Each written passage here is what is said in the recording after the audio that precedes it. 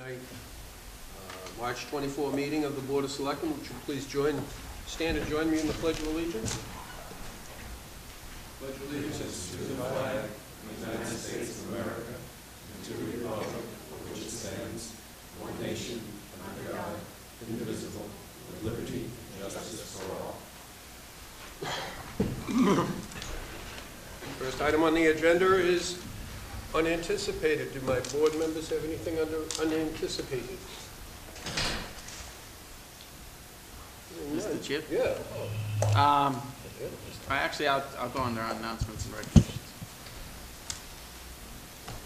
Very good. Board, folks in the audience have anything under unanticipated? Aha. Good evening. Good evening. Dale Caswell. I had a quick question for you. Would you give your name and your address just so for the record? Dale Caswell, 89 River Street. Okay. I was just curious, under what circumstances would a business be able to run without having a occupancy permit? What business are you talking about? A Plus Waste Management. I don't know that they don't have an occupancy permit. They do not have an occupancy permit. They have not had an occupancy permit from day one.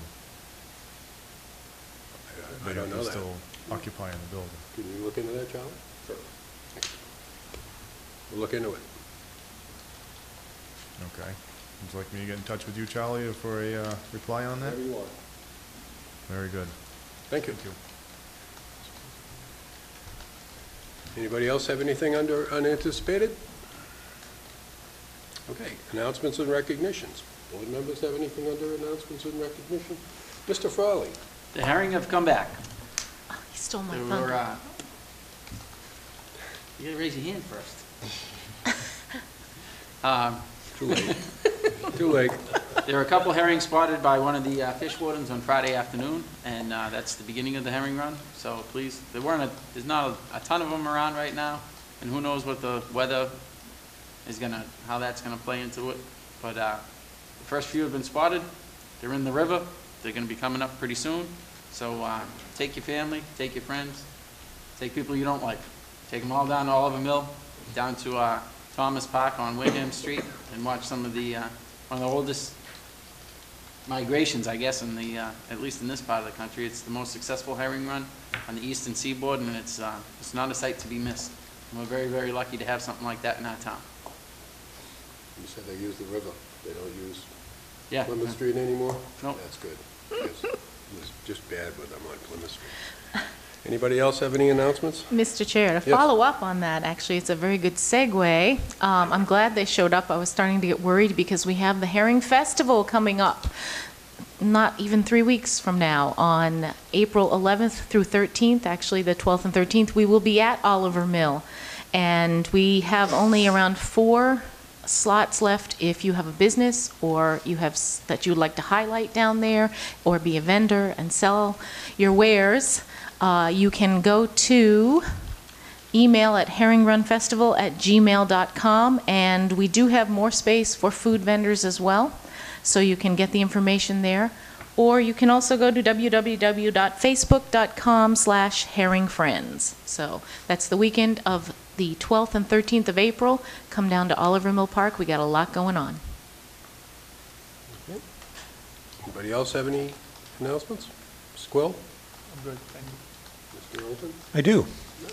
I have an update from Representative Oral's office. Her office met with the Department of Transportation District 5 and have an update for the 105-495 light upgrade project. There's been a slight delay due to the harsher than expected winter conditions, but Verizon is slated to complete their removal of the cables and phone lines by April 15th. That's gone a little bit slower than they expected. Middleborough G&E will then remove the extra poles.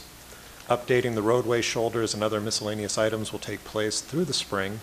Their target date for the final pavement and curbing is July. The traffic lights are expected to be turned on sometime mid-July, and they'll have a 5-day flashing warning period for local residents to become adjusted to the new lighting pattern. So I'm going to be happy to see that project finally reach its conclusion. Thank you. I'll be glad to see those poles off the side of the road there. Yes. Kind of In the tricky. middle of the road.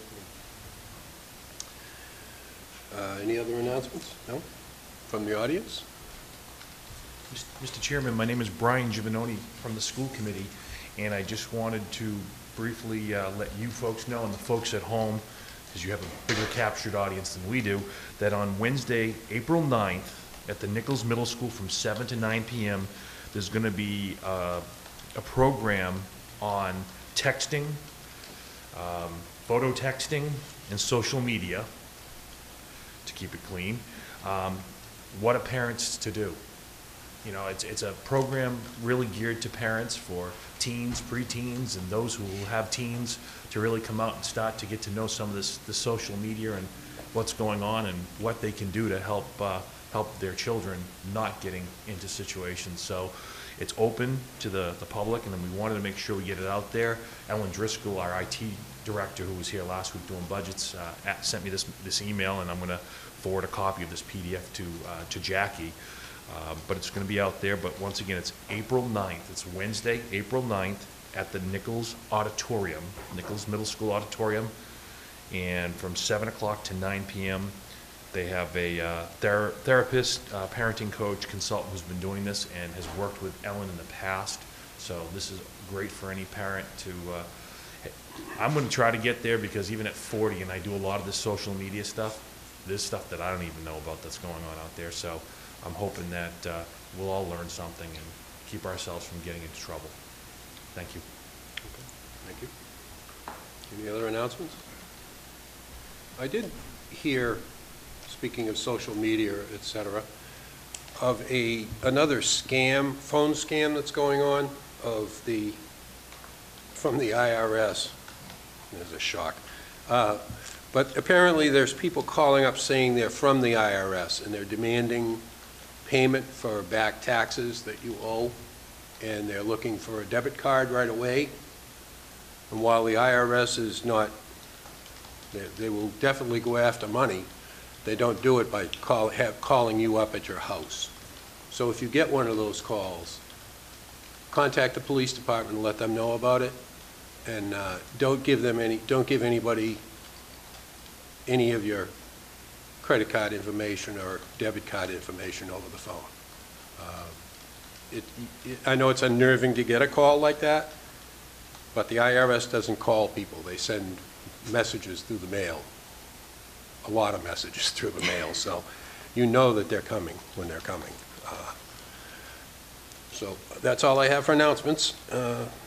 Hearing no other announcements, I would entertain a motion relative to the March 12th meeting minutes. Motion to approve. Second. We have a motion and a second. Any comments or questions? All those in favor? Aye. All those opposed? The ayes have it. Abstain. And one abstention. 4 yeses, one abstention. Relative to I would entertain a motion relative to the March 17th regular meeting minutes. Motion to approve. Second. We have a motion and a second. Any other comments or questions? All those in favor? Aye. All those opposed? The ayes have it. No abstentions? Okay. Unanimous. New business? Come on. Here we go. Cross Street Well Site. We have 2 items. First item is a vote to sign Robin L. Carver to the town of Middleborough, a purchase and sale agreement for the Cross Street Well Site land. And I don't see I know it's on here somewhere, but I don't see the specific location.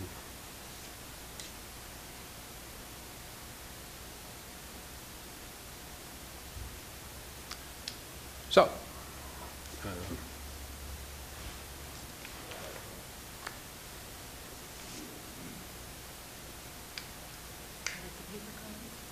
well, yeah, probably that would work better because apparently I'm not seeing what I need to see on the magic box. There's a cover from the environment.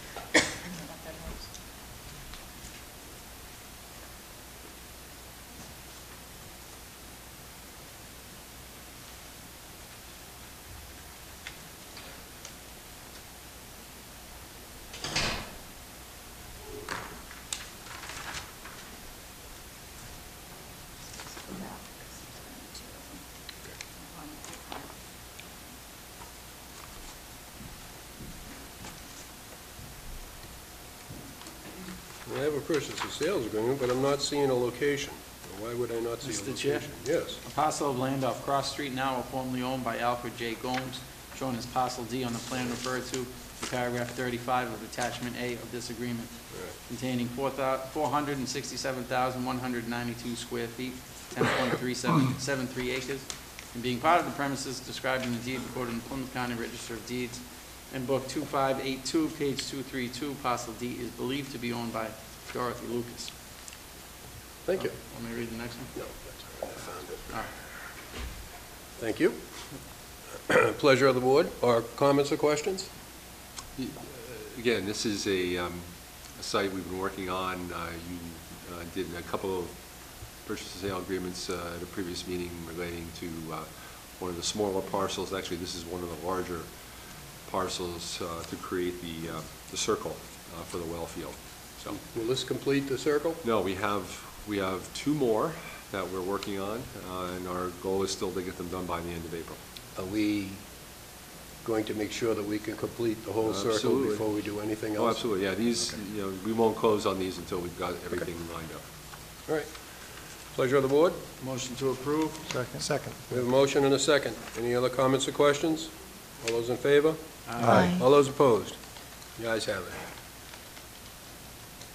Next item is a purchase and sale for a parcel of land off Cross Street, now formally owned by Dorothy Lucas and Robin Carver, shown as parcel F on the land, on the plan, referred to in paragraph 35 of section A of this agreement, containing 37,591 square feet, 0.86 acres, and being part of the premises described in the deed recorded and said in Register Book 38878, page 82. And this is also Same well site. pleasure of the board. Motion to approve? Any other comments or questions? Second. Do we have a second? Second. Second. Any other comments or questions? All those in favor? Aye. All those opposed? The ayes have it. We have a motion. Would you pass that to Jack, please? We have entertained a motion relative to the 5/27/2014 ATM zoning map modifications article.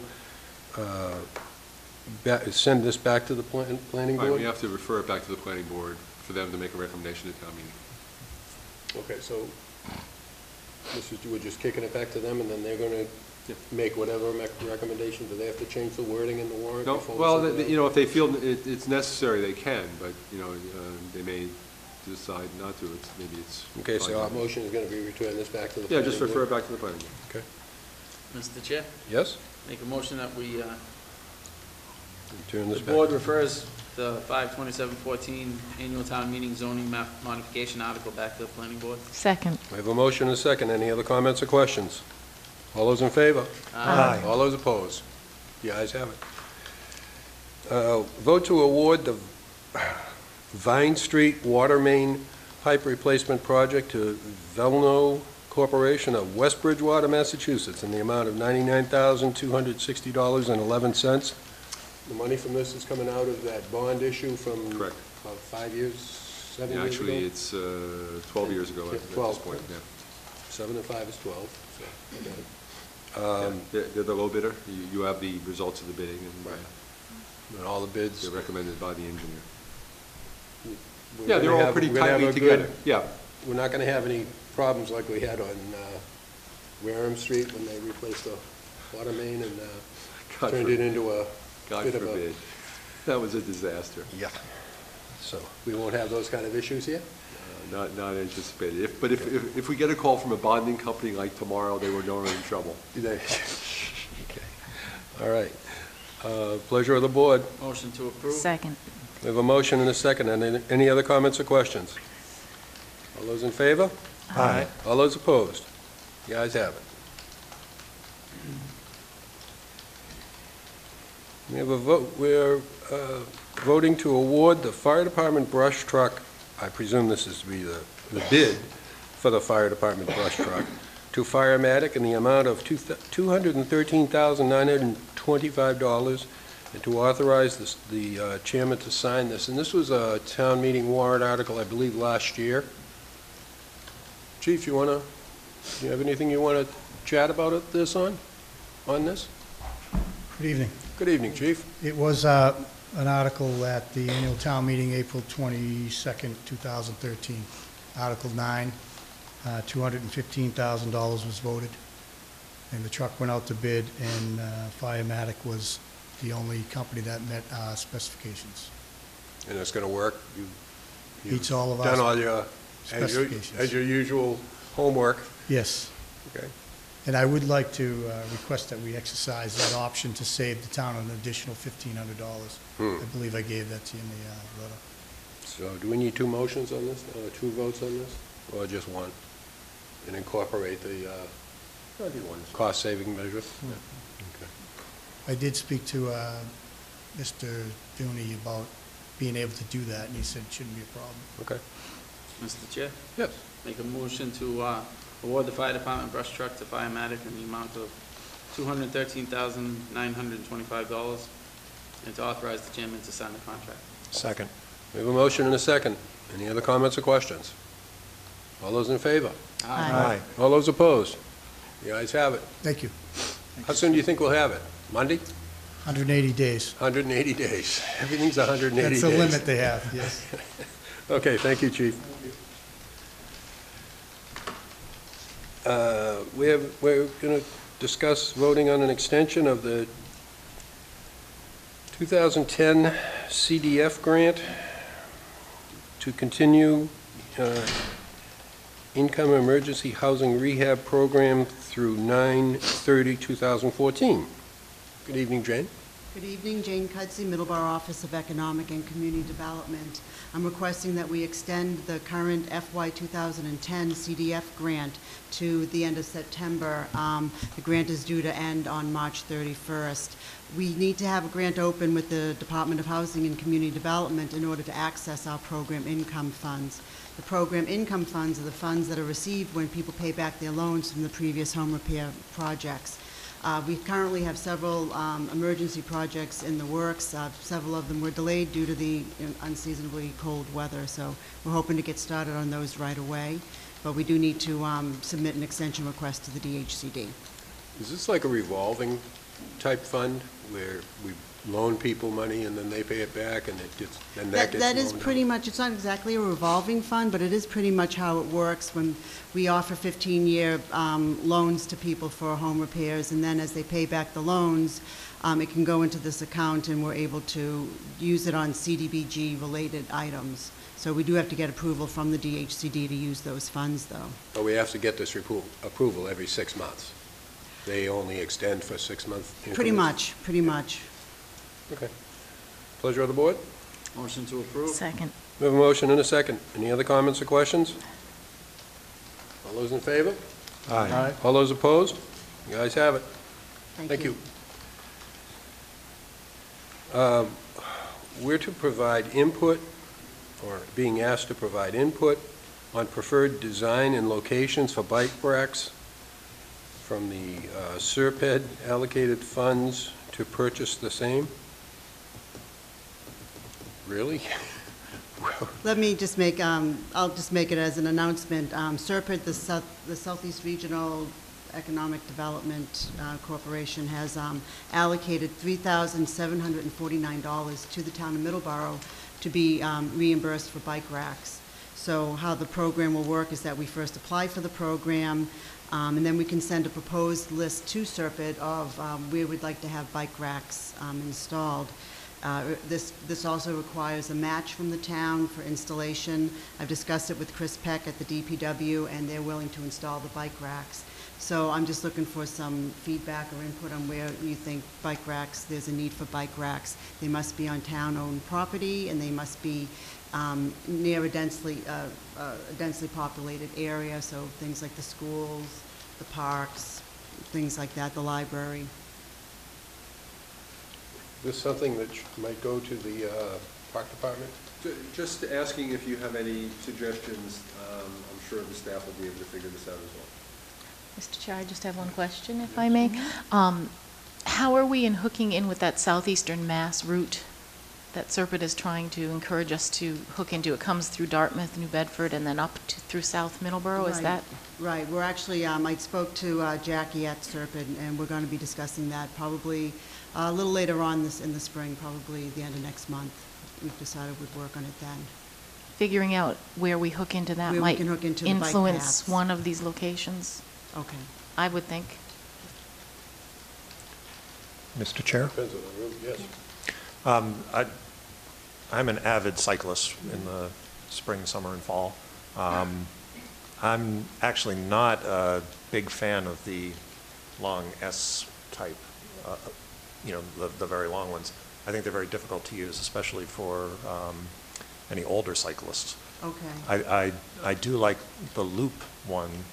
It just so happens to be the least expensive of the group, with just the single bar. And Okay. I would also like to see them, placed in as many places around town as possible.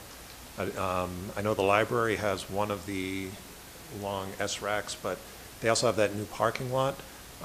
You might want to approach them and ask if, one could be placed in there, the park, even here at Town Hall.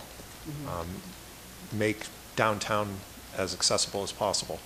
I know that's, one of the problems bringing your bicycle downtown, leaning it up against a building, it's not the same thing. Okay. Not too many places really in the downtown area to put a. Yeah, town-owned property. Yeah.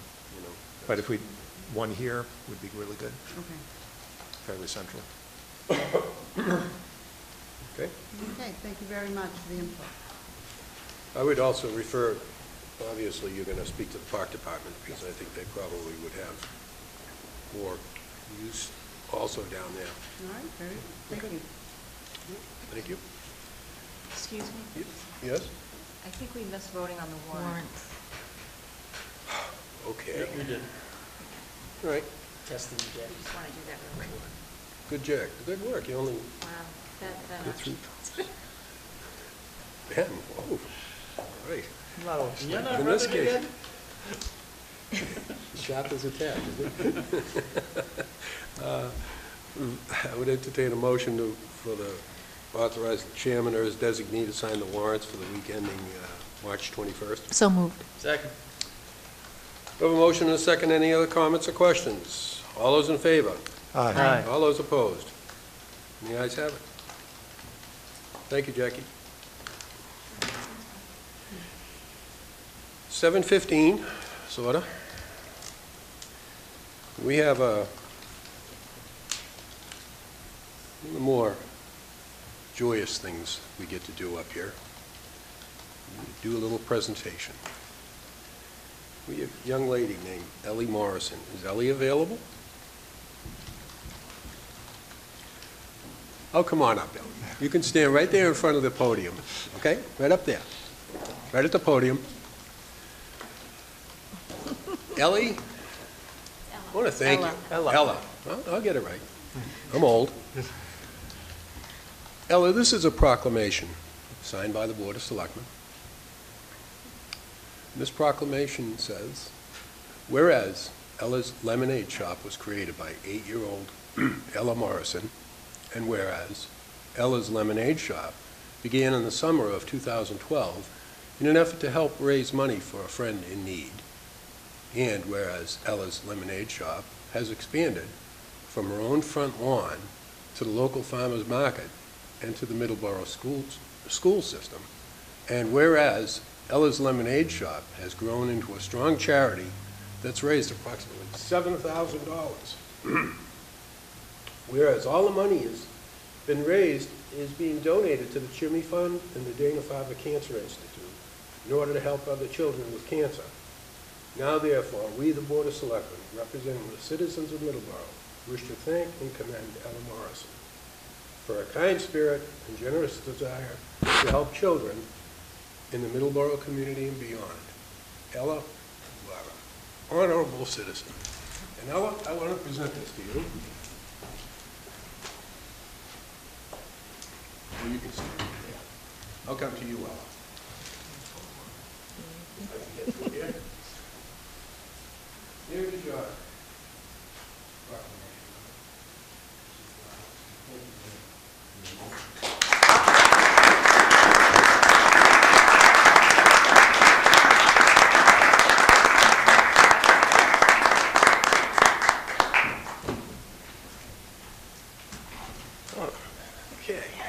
Thank you very much for that. I appreciate that. Great job. Next item on the agenda. Do you want to speak about this, Ella? You know, I'm sitting here getting all choked up. Anything you'd like to say?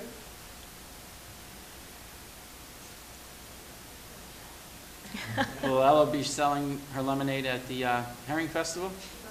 And Crazy Days? And any other place? Everywhere. All right. I look She's got a forward little to it. stand. She's got a sign. Like her on Facebook. All Okay. right. Anybody that doesn't go there? And you should be at the town hall, farmer's market. Good. Excellent. Excellent. Thank you very much. All right. Next item on the agenda is a KOA requesting a variance to allow deluxe cabin units to remain on the sites from December 31st to March 1st. You wish to speak to this item, sir? Yes, good evening, Mr. Chair, members of the board. Thank you for bringing this matter forward and so promptly. My name's Mo Vandestein. I'm currently the general manager at the KOA campground here in Middleborough, and I'm excited to be here as I meet more members of the town. And just being an old boy from Massachusetts, I'm really excited to be back and part of your community, and I hope to make KOA a better part or a bigger part of that community. As you said, Mr. Chair, I am requesting a variance to the Board of Health rule where we have to remove all trailer units from our sites from December 31st till March 1st. Currently, what we've been doing is we turn off the electricity, we remove the water, and we winterize them, store them right there on site. You know, as pulling them off the site to another part of the campground to store them for the winter would be very costly and detrimental to both the business and the cabins themselves. I respectfully request a variance to that ruling, and I bring it forward to you for your consideration. Do you have anybody that wants to speak to this? Jean?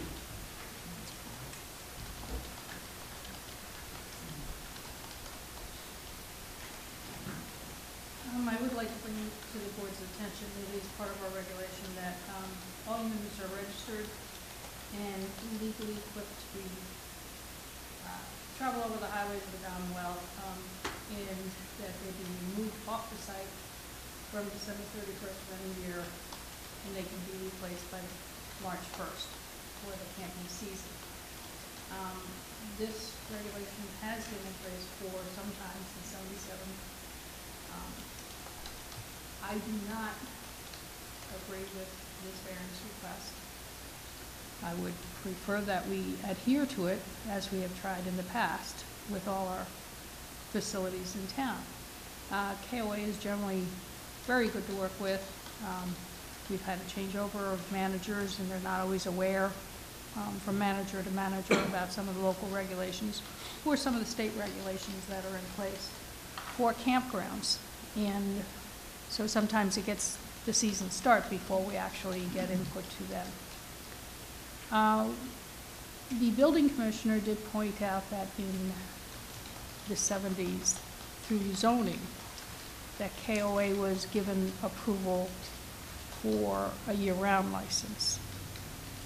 So that would be one option for them if they chose to go for a year-round license, to leave the facilities there, the units there. But from what I understand, they do have tires, they are mobile, and they need to be registered on a yearly basis and moved off as we require all the other campgrounds to do so. Other than that, you know, we had already checked with the town attorney, Dan Murray, regarding whether we could take this unit and perhaps make it like some of the cabins that are set on site with a building application. He indicated that he didn't think that was approvable.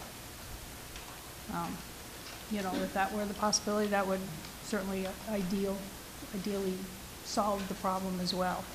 But other than that, I think going with the year-round to keep it on site, or the units be taken off the site, as everybody else is required to do. Board members have any questions? I do. Yes. Have we enforced this on anybody else other than KOA in the past? We have certainly tried. Okay, we've tried. And when they did not comply, what We were in happened? court for 10 years. Okay. I think that's very important to consider. I mean, I understand, that, yes, I agree, KOA has seemed to always conduct itself in a professional manner, but, you know, a rule is a rule that we have enforced on other people to quite an extent. So, like the health director, I'm really not in the mood to just give a variance because someone's asked me. The way I understand it, this unit still has the ability to move. Correct. So it's not They still as have if it's their- been they altered still in a have way their that makes wheels it and- more difficult. It's got wheels and the ability to move. And the reason I assume we have this is just because, there's just been times in the past when people said they weren't going to rent them and they found out they were, and there was just too many people caught, and so we've just decided that's it. You know, it's got to go until the next season. Okay. Thank you. Charlie, you have anything you want? No, not right now. Any other board members have anything? I think we have one person who wants to speak to Mr. this. Chair, if I may. Yes. Sorry. Oh, I'm sorry. So, Jean, from what you've said, that this could be accomplished by granting or applying for and granting a year-round license? Is that what Yes. Okay. If I could follow up, but there'd have to be alterations to these units. Is that correct? No, As I it would be a year-round license to operate the facility. As far as the units are concerned, they would still have to have their annual registration. Okay, none of that's been done though at this point, No. that you're aware of? Okay. Mr. Chair? Yes. Mr. Spalding, you said that they applied for a license in the 70s? They got a year-round license in the 70s? Yes, it was approved, well, actually, I don't know if they got a year-round license in the 70s. It was approved under the zoning board for So is year-round. that, so it's zone, they can operate year-round? Under the, they would still have to get a then they a still yearly need annual license from An us. annual license? Correct. All right.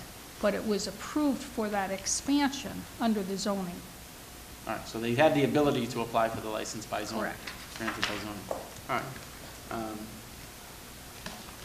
Had something else? Put it left. I'll tell you what, we'll give you a few minutes. All right. I go through that a lot. Mr. Knowlton, anything? No, I believe my questions were covered. I think we have one more person that wishes to speak.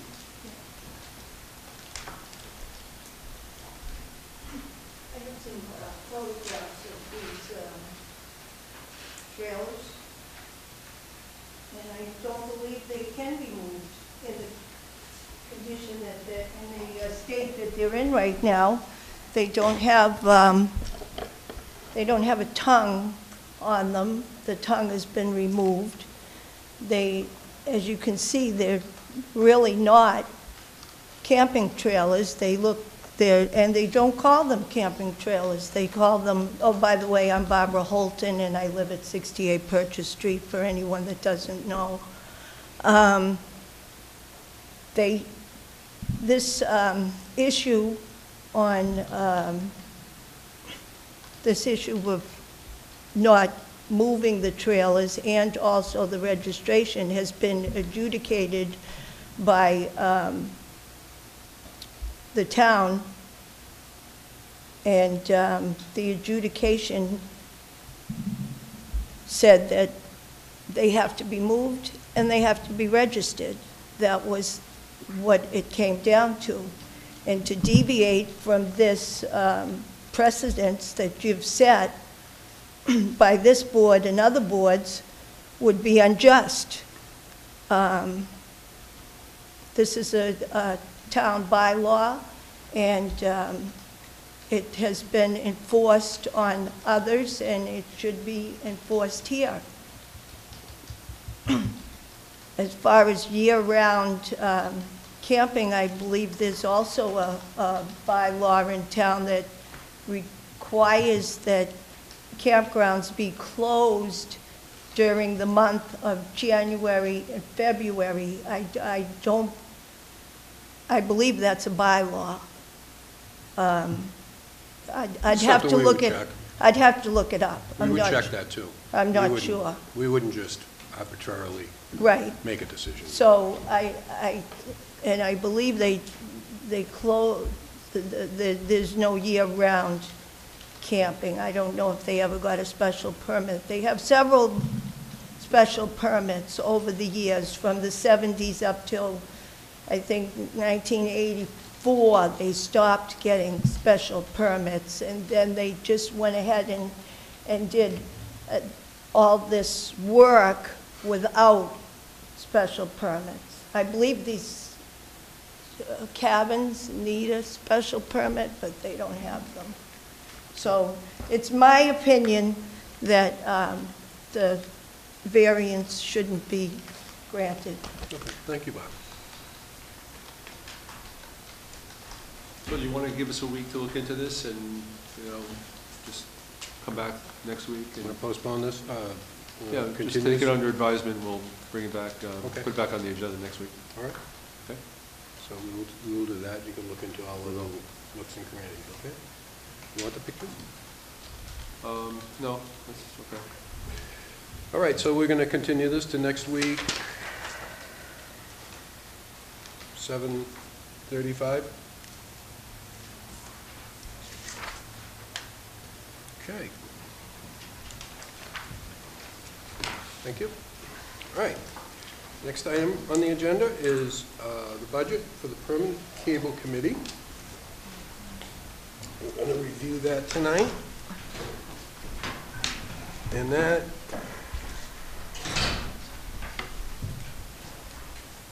is not on here. Good evening. Good evening, how are you? Right, and you? Good, very good. Oh, sure, gonna make me speak into it. What are you, new? Yeah, I just started a week ago, you know? You never dealt with this stuff before? No, Not the issue? don't even know what it's like. Basically, we're here to answer any questions you might have on the budget that we have presented. We've given it to Charlie, and answer any of the questions that you might have. Basically, our budget comes from our revenue source, which is Comcast and Verizon, and then from that, we just make it up so that we have a one-person department. Her salary is set there in front of you, and then we have her benefits. Can you hold on for 1 second? Yes. Because there's only one little problem. Page Yes. 18. What? 18. Page 18. Really? Sorry. It's all right. Thank you, Charlie. We like to kind of look at some of the numbers anyway.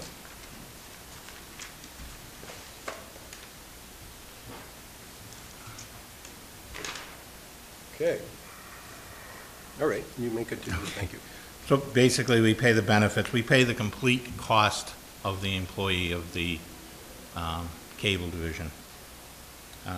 We also, along those same things, we have supplies and material, equipment. If we have to purchase new equipment, we pay for the public safety data lines that run between the voting equipment on Pine Street at the Bridgewater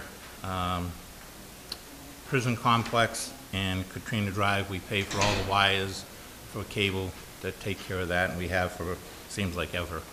But we make sure our budget balances and we never go over it. We do have some projects that are ongoing. One we just finished up, and we'll be finishing that off, is the voice over IP phone system. But that comes out, separate. We have a separate for our projects and things along those lines. So, Chief, if we were to switch to a microwave radio system, would we be able to eliminate this public safety data line? Oh, yeah. We've had discussions on that also, but it's something, way the contract or the agreement reads between the board and Comcast, we can only pay for things out of our budget that are tied to our INET. Right. Okay, so sort of, if you were to pay separate from that, yeah, we can still, you know, assist you in any way we can, that as long as it's tying into our system. So. All right. Questions of the board? Yes? Mr. Chair, I have one. I understand, I've seen you before in the other room. There's a fee that is charged to customers that you constantly try, you never put it up to the maximum. You're trying to keep that down for Verizon and Comcast. Could Yeah. you address that Yeah. briefly? Basically, by law, we can go up to 5%, and that's what I think Lakeville charges their residents. And that's 5% goes to the town. Okay, we only have charged, I think it's 1.5 now? 2.5, I'm sorry. 2.5 so that we can maintain the studio and maintain our projects. So again, we don't want to charge everybody that cost. We've even tried to find out if we could get a discount for anybody over 65, and they don't have that type of a program. So, sorry. Well, I appreciate you keeping that down to 2.5%. Every little bit counts. Well, Thank you. we feel that as long as we can run the studio downstairs, the recording area, and put out a good quality product, that's all we care. You know, we try to make sure we're taking care of things. One of the things, you know, as you know, we did the project over in Lakeville. The residents didn't have it. We made sure that was done. We're trying to do other things, so. Will you be tying in with the police station committee, building committee, for the purpose of making sure that there's the necessary communication links so that you'll be able to record any meetings that are going on? There's a meeting hall going to be built in there. Yeah. Well, when they get it done, all they have to do is basically let us know. We'll have the wiring system. It's there presently. Okay, every building, every municipal building in town has a drop, which is what you're going to see. You're going to be using it for the rotary coming up, correct? You're going to be using the drops from the high school. So it actually improves the picture that you'll be getting for the rotary, which is coming up, I think, this weekend, correct? So, yes, if they let us know, we'll get that all set up for them, and they can have meetings there or whatever you need to do. So. Yeah, I'd like to have, Charlie, can you make sure that there's a connection there between all these people? Because, I mean, if there's wiring that's got to be done, the better time to do it naturally is when you've got exposed walls versus trying to do what they did here. So, okay, any other questions? Yes. How you doing? Good. Good. I think I've asked you this before. I think I've asked you both these questions before, but I would love to see an actual studio where people could go and record their shows or whatever. What are the chances of that happening? That's out of the past. Now you're trying to do it because of the equipment we have and the ability, we can go and film it right on, you know, wherever you want to do it. If you want to do it in your house, you can do it from your house, your office, wherever. It's totally changed. Years ago, Comcast had that nice studio down there. Towards the end, I want to say the last 5-6 years, it didn't get used at all. That's why they wanted to get everything out of there. They're using it as part of their head-in system. It's a nice concept, but I mean, nobody's using them anymore unless you get into the big, you know, TV stations and things along those lines. But I mean, we can shoot from here, we can shoot from anywhere in town. You know, you're not always going live, you know, but we can shoot from the assessor's office if there was so many meetings going on.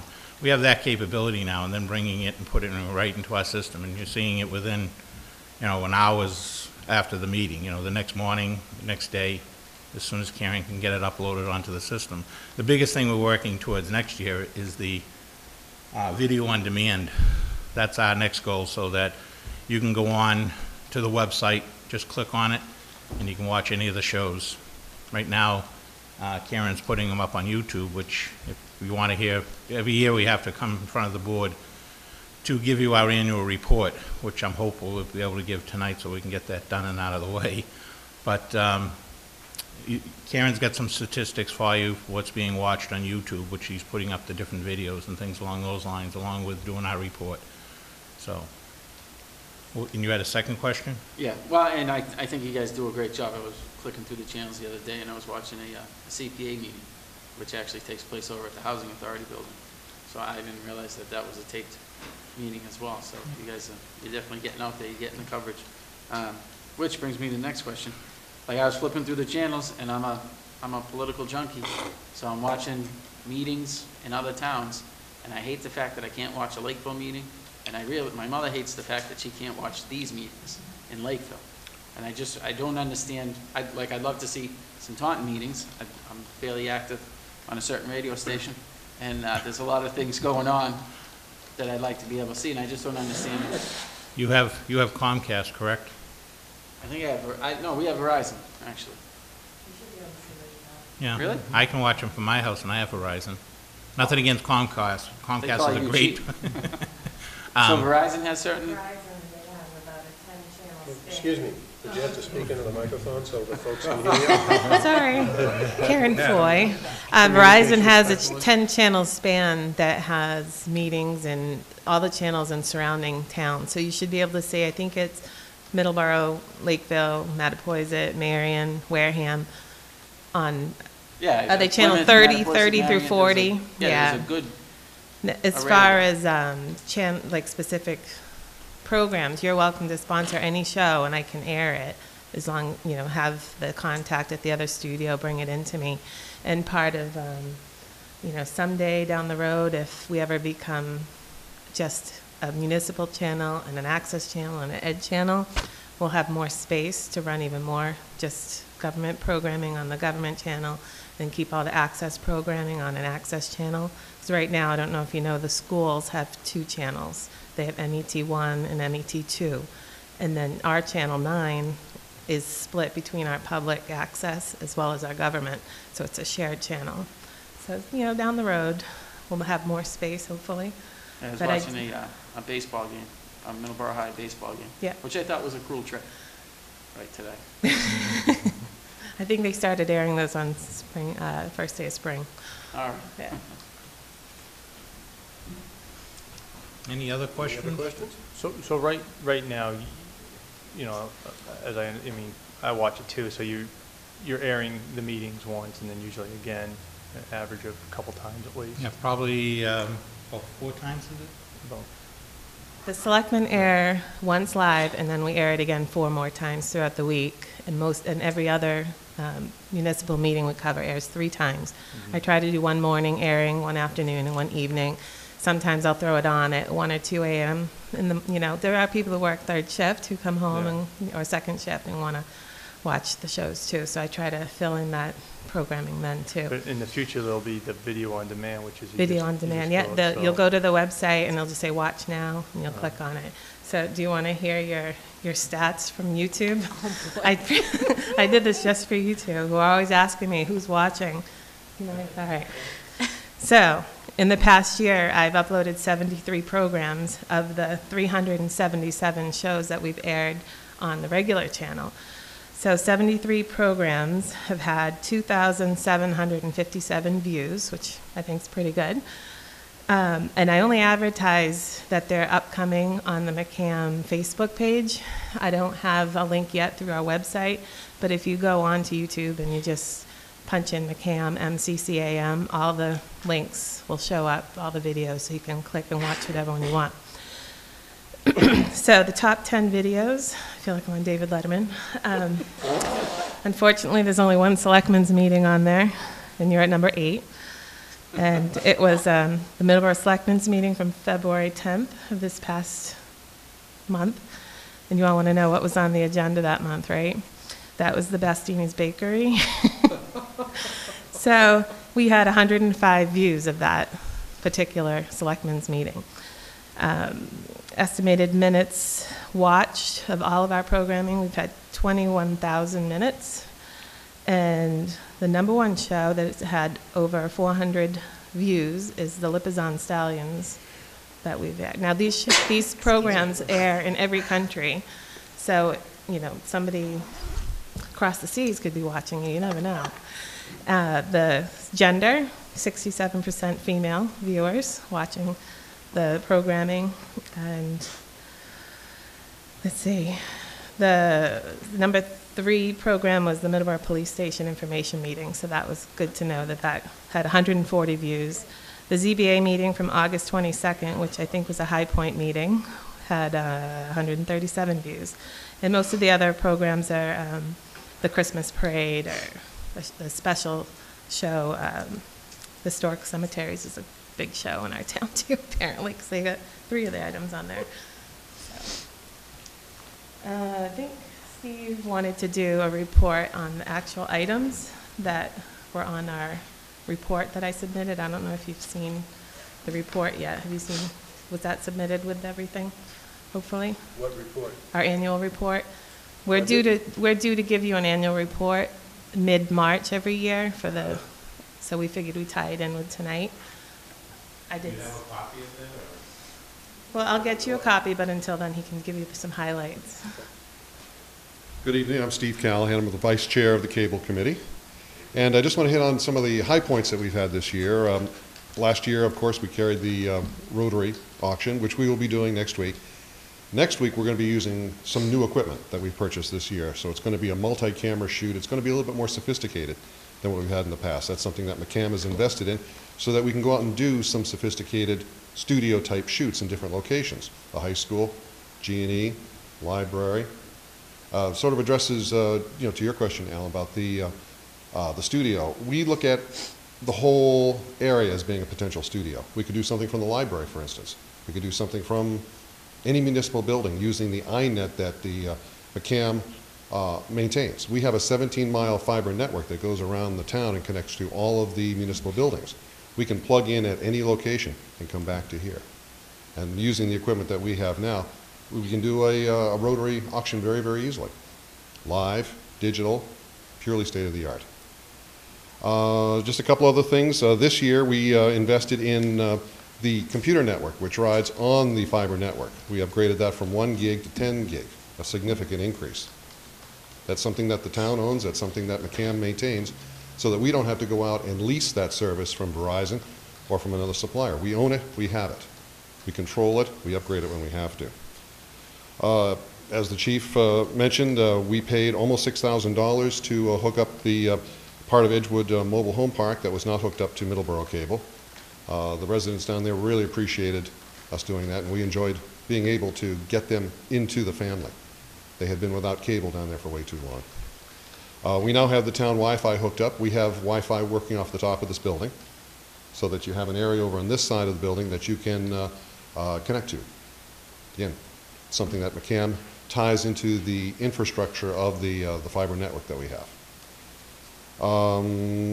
We also, I don't know if Karen has mentioned that in previous times, but we now feed a channel to Freetown. Freetown doesn't have the infrastructure that we have, so we provide a cable feed to the town of Freetown, which they go and compensate us for, and that money, that $2,500, goes into the general fund.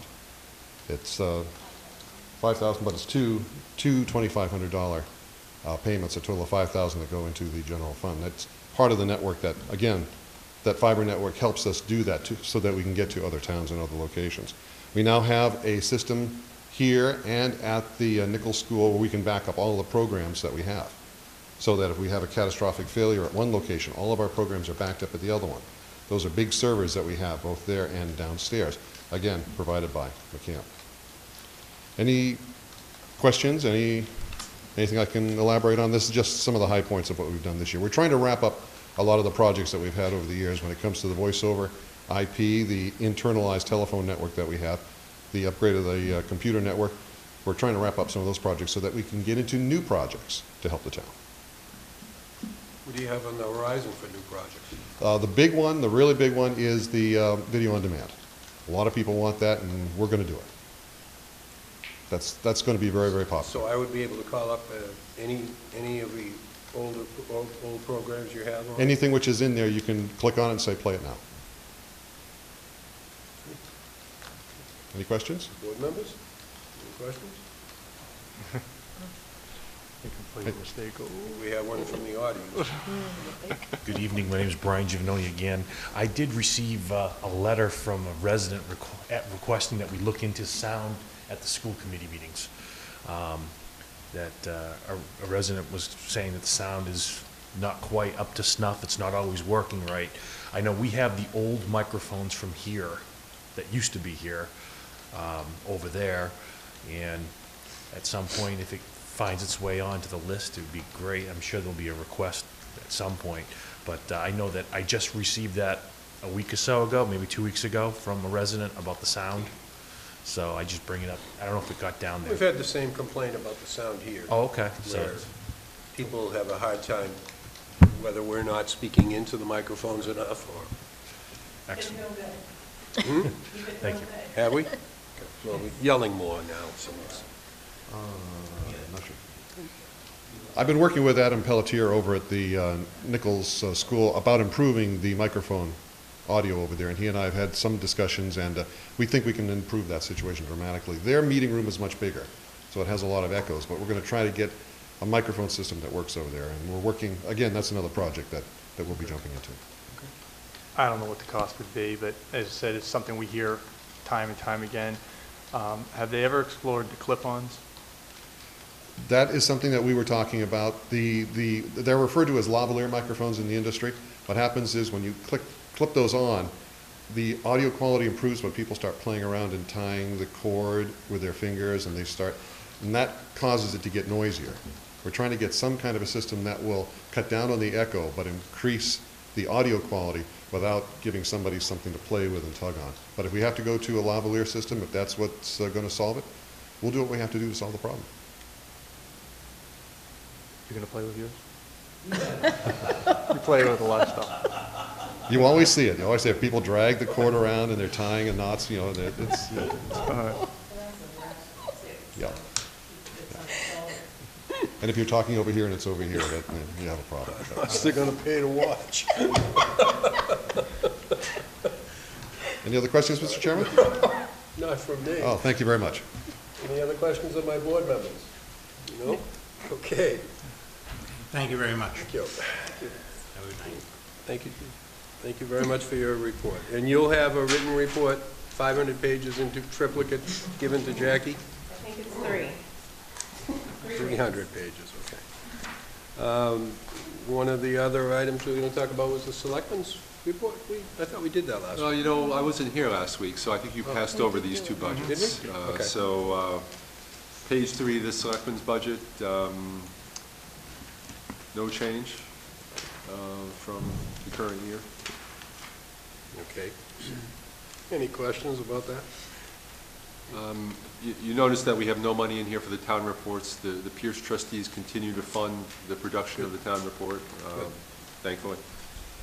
We're able to get some copies into print.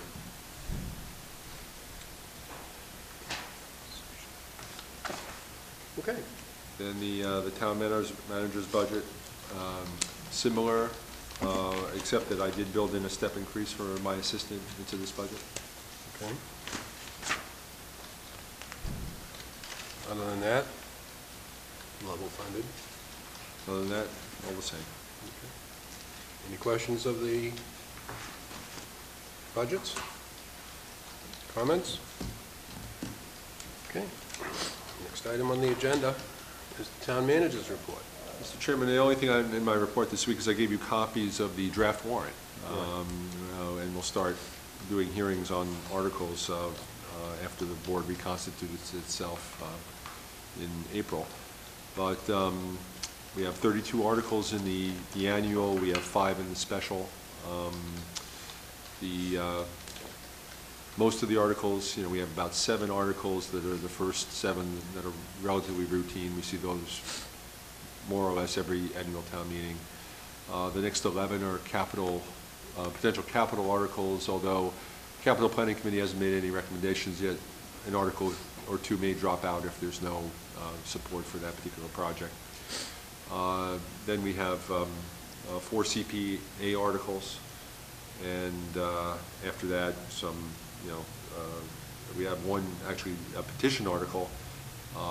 Cumberland Farms here on 105 is asking the petition to connect to the sewer system. We've never done that before.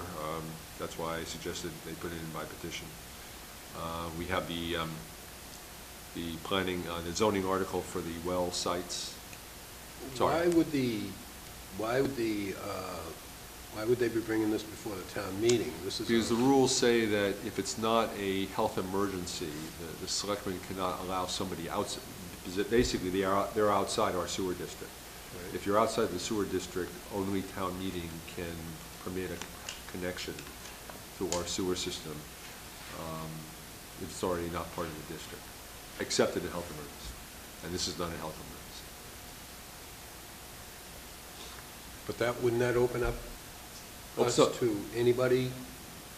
Well, anybody that town meeting wants to approve, that's why I said to the attorney, who also represented Cumberland Farms here a couple months ago regarding their renovation down on 28, is that it's never been done before.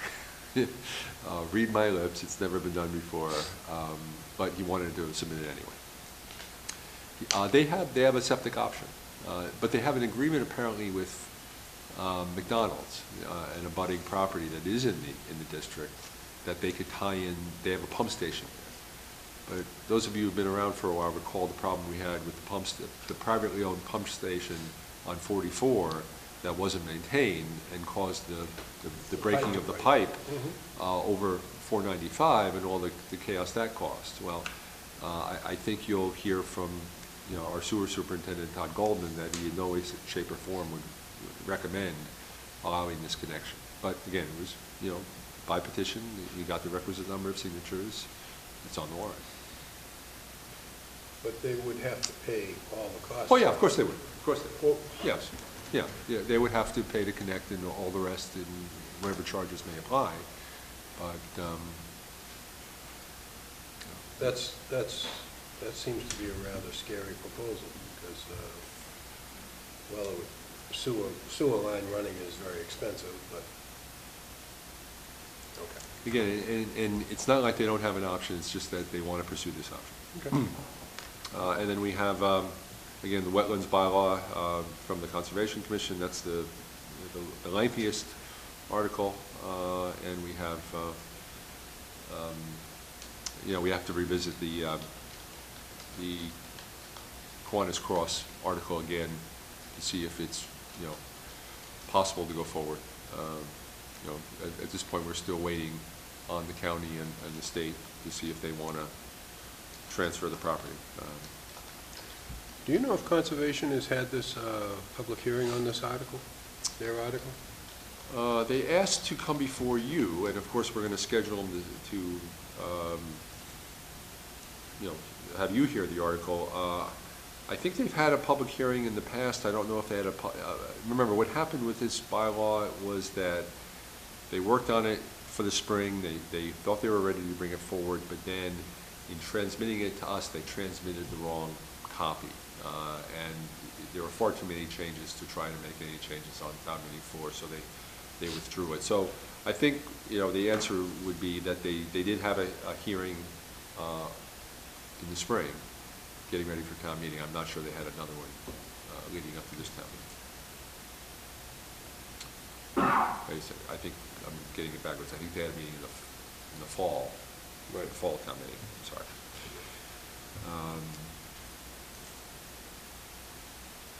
And then in the special, we have an article, a CPI article, because we haven't been estimating enough state aid. We were being conservative, and actually the state was more generous this past year. So, usually we only have a 3-article special. That was one of the extra articles. Plus, we have some additional funds we have to allocate to our retirees in the change in healthcare that took place 2 years ago. We actually saved more money than we anticipated, and therefore we're sharing with them the 25%. So again, as we start, in April, we'll start bringing forward committees to discuss these articles with them. And that's all I have. Okay, any questions of the? Oh, I have one other Yes. thing. You discussed the Hannaford signal last week. Yes. I talked to our planner, Ruth Joffroy, just to refresh my memory on the history there, and the problem has always been that location not meeting the state warrants for a signal. And that's why the developer was let off the hook by Mass DOT a number of years ago, because at that point they decided that they weren't going to hold him to that commitment forever. So I think the way to proceed with that is to ask Serpent to come out and evaluate the intersection to see if it does meet the warrants now, and see if we have any chance of doing anything there. Without it meeting the warrants, they're not going to do anything. So I talked to Jim Hatfield today at Serpent, and he asked for a letter, which we'll send him and get that started. You want to vote to authorize the chair to sign the letter? So moved. Second. Okay. Any comments or questions? All those in favor? Aye. All those opposed? You guys have it. So when you get that letter, give me a call. Yeah, I'll work with Jackie. We'll just draft a simple letter to Serpent. Then I'll come over and sign it anytime. Sure. Just give me a buzz. Okay. Okay, any other questions of the town manager? I have a very quick question. On the police building there, is that authorized for a debt exclusion? Yeah, it does. If you read it, and that's, I think, Article 9, the last phrase, Article 8, the last section of it says, and shall be subject to and contingent upon an affirmative vote of the town to exempt the amounts required for payment of principal and interest on the borrowing authorized hereunder from the limitations on taxes imposed by MGL Chapter 59, Section 21, in parentheses, Proposition 2.5. So that's the language that ties that vote to a ballot vote that would take place on June 14th. I believe, so, okay. So that means that the funding is still, the plan is for a debt exclusion? Absolutely, okay. Yeah. Any other questions? Correspondence? Mr. Knowlton? Yes, let's get to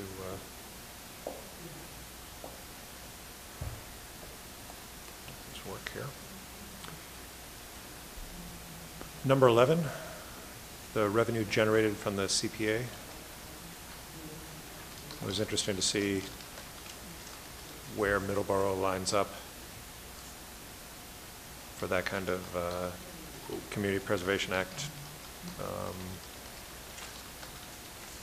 monies generated. Let's see, where was it? Here we are. It looks like we are kind of in the mid-range, maybe a little bit higher for the amount of revenue that we generate there. And can someone tell me, is this before the match from the state? I believe it is. And Yeah, that's 1%? This is the state match, right? Jane, the surcharges are what the state provides to us. When the Register of Deeds fund the revenue generated from CPA surcharges for real estate filings within your community for calendar year, that's the state, yeah, Right, that so is this the is the state matching money. half That that is the comes back to matching us. part. 42%, is it not? Around there? How much was it this past year, Jane? You remember the percentage? It actually wound up being over 50%. Yeah. It was, I think, 22% from the registry money, but then the legislature approved a $25 million pool of money, and we got more from that, so it wound up being a 50-something% match. So for every dollar that the town taxpayers put into this kitty, they got 50 cents back. Mhm. As a Pretty good return. deal, and they're trying to do it again this year. The CPA Coalition is putting on a big push to get that money, basically get that money allocated every year. Okay, thank you. Would it help to have a letter from the Board of Selectmen? Would that help your Yeah, I'm sure. CPA team? Yes, yeah. If you could send that to our legislators. Would you send us a nicely worded, something that would, because I know you're an excellent writer. I Well, see listen all to of your this. prose and have them on my wall, in fact. Listen to this. But would you, because you can formulate that to really Yeah, you don't have to do that. I'll send you something. You send us something and we'll cut and paste it, because we do great cut and paste. Okay. Thank you. Would the board members care to vote on signing a letter of support for CPA funding? So moved. Second. Okay, we motioned and seconded. All those in favor? Aye. All those opposed? The ayes have it. Excellent, thank you. Anything else, Mr. Knowlton? No. Nothing? Mr. Quill? Well, we just, we got our nice little booklets here from Plymouth County for a lot of people who aren't aware of who serves in Plymouth County and who works in Plymouth County on your behalf. There's a nice booklet out here. They've been doing this for about 75 years now, putting this booklet out, so I'm not sure if they're available other than, I mean, we got a copy of them. I'm not exactly sure how they get a copy if you want one as a citizen. However, I know that, I just, mentioned that they're made up, so if you would like to have a copy of all your elected officials and government officials throughout the entire county, they are available at Plymouth County through the County Commissioner's Office. Give them a call. First time I've ever seen one. I've often wondered who they are. Yeah, so if, it's there. I guess the only other thing was, I don't know if it's number 9, I think. It's the Carver Zoning Board of Appeals. I know at times we were getting notifications on some of these hearings. There was certainly that time a couple of years ago when it kind of involved some of our citizens because of a ZBA hearing that was pretty much right on the Carver-Middleborough line. This one entails a communication pole by AT&T. It says Federal Road in Carver. I'm aware that there's an old Federal Road in Carver, but I didn't have a chance to actually Google Earth this. Are we getting this because it's in close proximity to the Carver-Middleborough line, or is it just because it's a cell tower? No, usually it's because it's, we're in a butter. We're in a butter, so this is going to be a pole. Okay. So just, I guess I'll just go ahead and use it as a notice then. If there will be a hearing on March 13th, 7 p.m. at the Carver Zoning Board of Appeals. That's in the Carver Town Hall, Room 4, 108 Main Street in Carver. And this will entail this is a petition of land, I guess they're looking, that's only zoned for residential and agricultural, so they're looking for some sort of a variance to allow AT&T to elect a 150-foot monopole for cellular service. So take a look on your map if you seem to be somebody who's quite near this. I guess it's an open meeting. I'm not exactly sure that Middleborough residents would be able to speak, but I would imagine they could sit and listen. So thank you. Thank you. Mr. Chair? Yes. Where is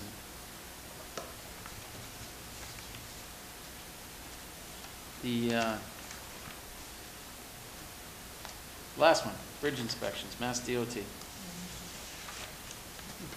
So, that's the bridge over the Nemasket River at Bridge Street. And if you, this isn't the easiest report to read at all, but it means something to engineers. What's that? Means something to engineers. Right, and they send it to us, we don't translate it. But we have a 7 for number for vegetation on channel and channel protection under item 61 on the first page. Now, clearly, we all understand what that means, correct? It's a 7. Right, and then I can't find what 7 means at all anyway. But under item, on the second page, on item 61.4, vegetation, I think they're a little easy on this one, but it says that there is heavy vegetation throughout. Weeds extend from the mud line to the water line. There is also some small trees growing in the riprap and the wing walls. So our bridge inspection has noted the heavy vegetation at that bridge, which, if you follow it through, constricts the water flow as it goes under yet another one of the choke points from the Assawamsett Pond Complex. That's, how many miles upstream from the Wareham Street Dam? Mr. Knowlton and I canoed from that bridge all the way down to the Wareham Street Dam, and it seems like it's forever. Yes. But it's quite a bit upstream, and as the state has noticed, it's heavily vegetated. So I think that's important to keep in mind as we move forward into the spring, especially with another weather event in our near future, and the water is high already. And the water table is high as well. Right. So, and speaking of vegetation along the river, I saw a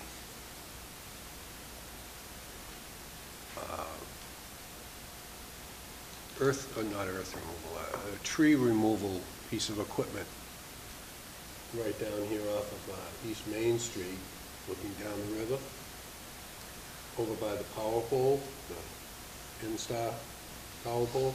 Apparently they can go in and tear trees out and devegetate all they want. But the world would pretty much come to a stop if we jumped into the river and pulled a weed, which would increase the flow by getting some of those weeds out of there. However, N-Star can go in and just have a party, and it's no problem, because they're protecting the power line. We just want to prevent people's houses from flooding, but I guess that's not good enough. However, there was an appropriation that was in process of going through the system in Boston to appropriate $750,000 for an Assawamsett complex study. Computer-generated study. Hmm. I'm not completely familiar with it, but I have heard that. So if that passes, that would be nice, hopefully. Maybe that'll help to determine or give credence to what we already know. This is the flow problem created by the growth and by the blockages and by the chemistry of the river itself. Mr. Chair. Yes, you may. Along those lines, the last meeting of the Plymouth County Advisory Board, thinking way back to when that was, I know Selectman Frawley was also in attendance. There was a county commissioner that did get up and speak about, I believe, Ellen, it was possible grant money that this commissioner was looking to go after that entailed some inland dredging. That majority of dredging up till now has always been ocean dredging, but there was possible opportunities for inland dredging. Not that I'm an expert on this matter, but we have rivers that are flowing pretty slow.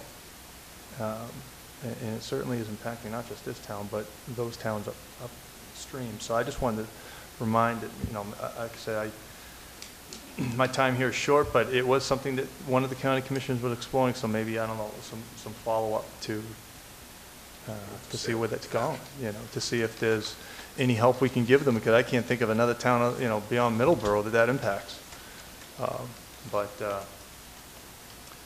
You know, my father's only 78 years old, and he's always comments how small that river's gotten from the time he was a child. So, thank you. Thank you. Any other correspondence issues?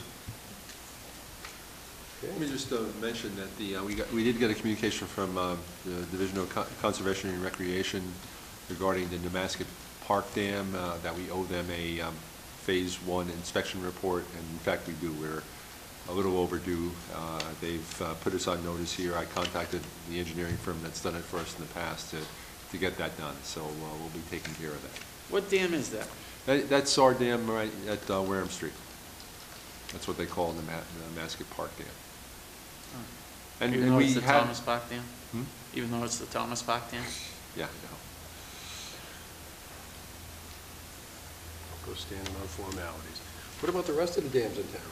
Well, you know, it's interesting. We have a meeting of all the public safety officials, people on the emergency planning committee, to go out and inspect all our dams on Wednesday, but something tells me we're not going to be able to do that given the storm. You might be busy. Yeah, so we'll probably have to do that because we did discuss this at the emergency management meeting last month, and we decided that we should go out and take a look at them all, because, you know, some are in good shape and some are not so good shape.